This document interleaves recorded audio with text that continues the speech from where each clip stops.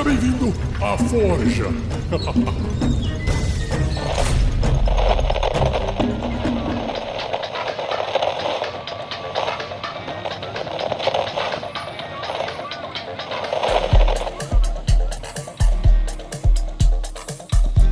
Olá pessoas, eu sou o Luiz Beber e bem-vindos ao último episódio do Histórias de Mesa, o programa onde nós contamos as suas histórias com RPG.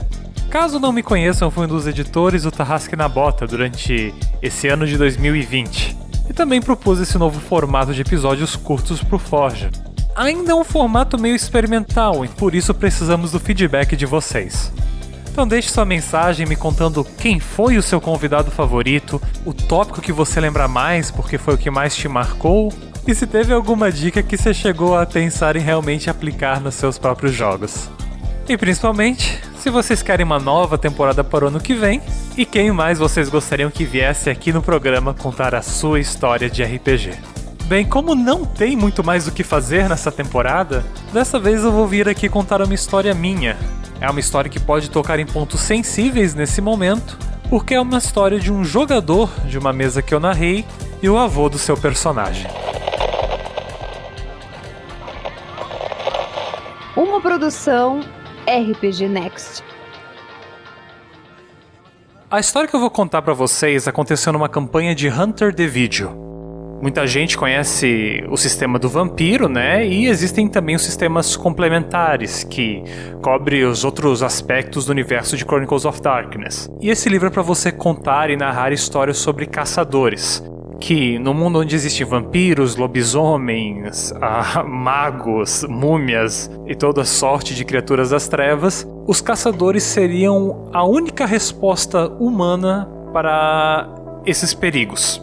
Muita gente gosta de Supernatural e eu também gosto de Supernatural. Então isso junto com a Mundo Freak, SCP, foram várias das minhas referências ali que eu fui montando para contar narrativas de uma cidade que a primeira impressão poderia ser uma cidade cenográfica da Globo, né? Uma cidade inventada, mas que conforme você fosse tirando as camadas, na verdade revelava um grande antro mágico, né? Um grande lugar de mistérios e eventos. E o nome dessa cidade, o cenário das minhas aventuras, é Miracema. A cidade seria um balneário num universo paralelo ao nosso. Talvez até uma substituta para Balneário Camboriú em Santa Catarina. É uma cidade que existe muito dinheiro, muito fluxo de caixa, então que atrai grupos de vampiros poderosos para o controle. Uma cidade também que tem seus mistérios, tem suas lendas, seu folclore, sua bruxaria local, que é algo que eu, sendo de Santa Catarina e sabendo um pouquinho ali sobre o folclore açoriano que veio para cá, é uma coisa que eu gosto bastante de explorar, né? As narrativas das bruxas do litoral catarinense. E montando essas narrativas eu cheguei à composição ali de uma história que me agradava, uma história de investigações de eventos sinistros que estariam acontecendo nessa cidade. E essa foi uma mesa muito interessante porque essa mesa teve apenas 2 jogadores, mas Supernatural é impossível, né, pra quem gosta. O personagem do primeiro jogador era o Eric. Ele seria o caçador mais experiente, um cara com história já nessa cidade, né? O nome talvez ali é uma referência ao Eric Novello, que é um escritor de fantasia urbana nacional. E o outro personagem era o BJ Carvalho. O BJ não era inicialmente, no começo dessa história, um caçador. Ele era um comunicador e, pior de tudo, ele era meio que um charlatão. Ele usava dessa mística, né, de tarô, adivinhação e astrologia, né, uma mistura dos 3 assim para ganhar dinheiro. Ele tinha uma coluna no jornal, um programa no rádio e era um personagem que estava bem confortável enganando as pessoas. Até o momento que existe um chamado para ele, né? E no caso do BJ, tudo começou quando faleceu o avô do seu personagem, embora ele ainda não soubesse disso na época.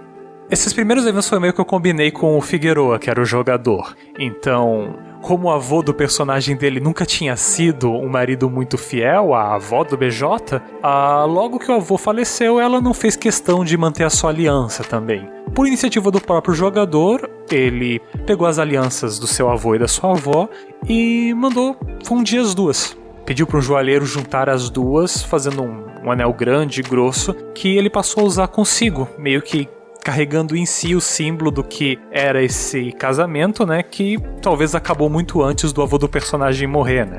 Só que a magia no universo de Chronicles of Darkness pode acontecer de maneiras muito sutis. Ele fazendo isso, sendo uma pessoa que tinha predisposição para magia, só estava usando pelos caminhos errados e que estava próximo a despertar para integrar a uma caçada, ao fazer isso, ao juntar a aliança de um homem morto com uma aliança de uma mulher viva, porque a avó ainda estava viva, ele, sem querer, criou uma conexão entre o mundo dos vivos e o mundo dos mortos. Ele realmente fundiu esse símbolo, essa aliança.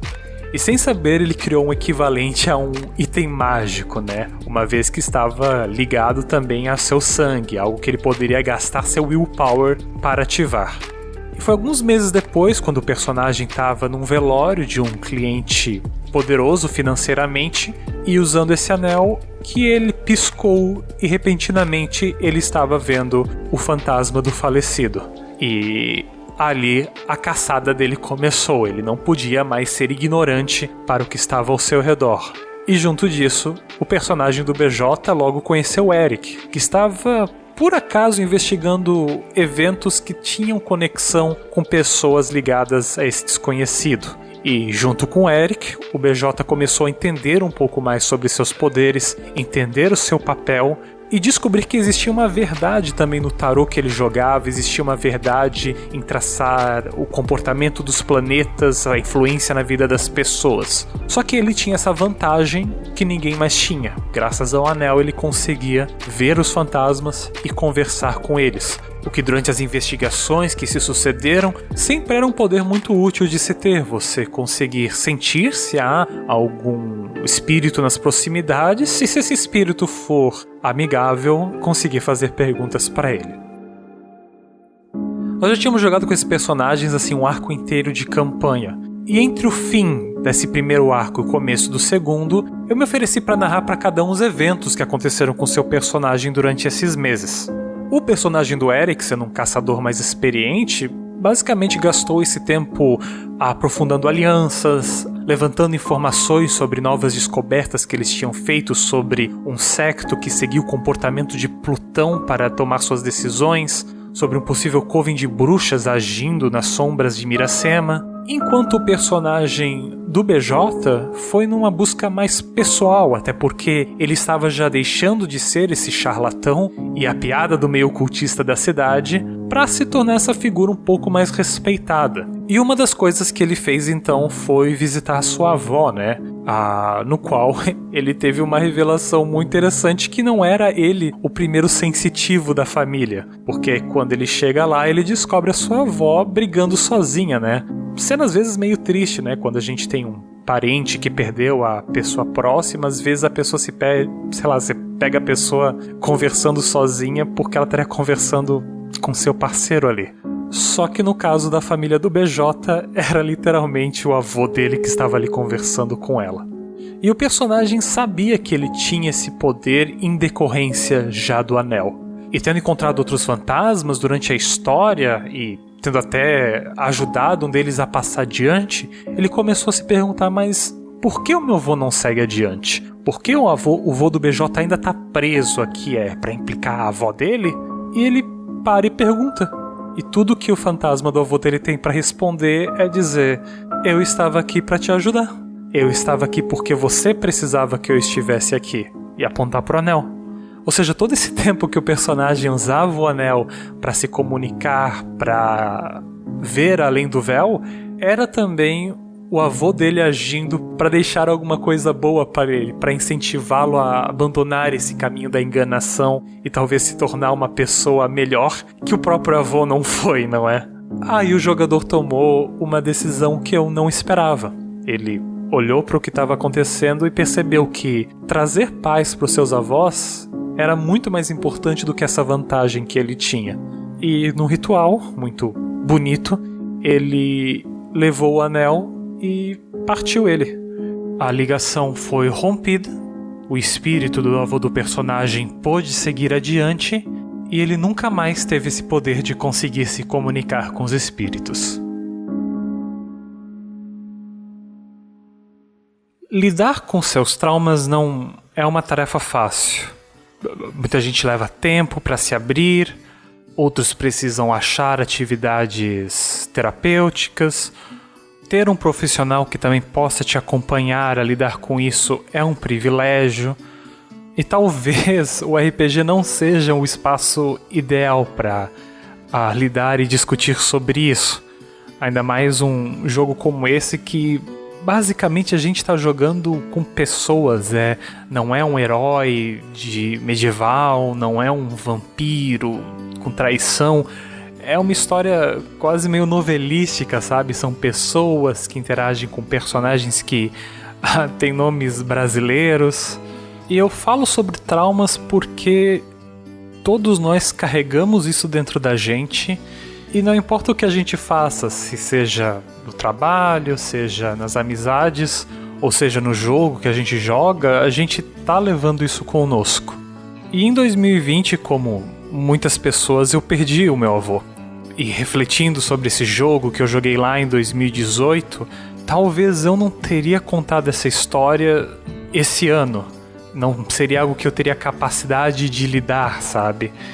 Não seria algo que eu conseguiria me distanciar o suficiente para tornar a história interessante para os meus jogadores.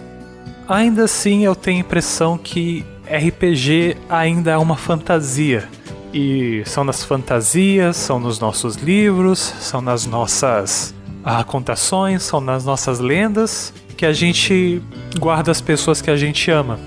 Então mesmo que as pessoas vão embora, a gente ainda pode contar histórias sobre elas. Às vezes uma dessas formas que a gente pode contar será nos RPGs. E acho que é essa história que eu queria contar pra vocês e deixar uma dica de que as histórias que vocês criam são influenciadas pelas pessoas que estiveram na vida de vocês e por isso essas pessoas também vão aparecer nas suas histórias.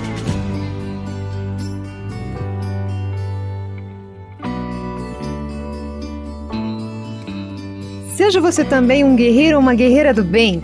Para saber mais, conheça nossas metas e recompensas na campanha do Padrim em www.padrim.com.br/rpgnext.